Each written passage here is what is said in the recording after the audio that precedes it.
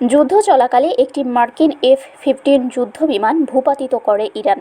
পরবর্তীতে ওই বিমানে থাকা এক পাইলট ও ক্রুকে বিশাল অভিযান চালিয়ে উদ্ধার করে নিয়ে আসে মার্কিন সেনাবাহিনীর স্পেশাল ইউনিট। সংবাদ মাধ্যম ওয়াল স্ট্রিট জার্নাল রোববার এক প্রতিবেদনে জানিয়েছে, ইরান যুদ্ধ বিমান ভূপাতিত করেছে এমন খবর জানার পর নিজের সহযোগীদের ওপর কয়েক ঘন্টা ক্ষোভে চিৎকার করেন মার্কিন প্রেসিডেন্ট ডোনাল্ড ট্রাম্প। এরপর যখন যুদ্ধ বিমানের পাইলট ও ক্রুকে উদ্ধার অভিযান শুরু হয়, তখন ট্রাম্পকে সিচুয়েশন রুম থেকে বাইরে রাখা হয় বলে জানিয়েছেন একটি সূত্র। কারণ ট্রাম্পের অধৈর্যতা উদ্ধার অভিযানে ব্যাঘাত ঘটাতে পারে বলে ধারণা ছিল তাদের। ওয়াল স্ট্রিট জার্নাল আরও জানিয়েছে, ইরান যুদ্ধ শুরুর পরপরই গুরুত্বপূর্ণ হরমুজ প্রণালী বন্ধ করে দেয়, যা পুরো বিশ্বে অর্থনৈতিক চাপ সৃষ্টি করে।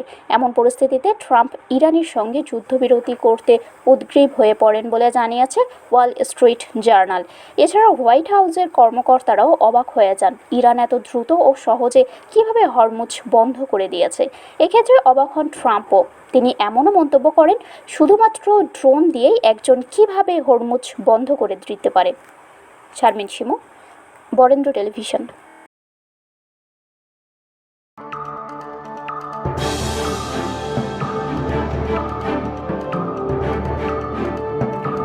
Audio Jungle.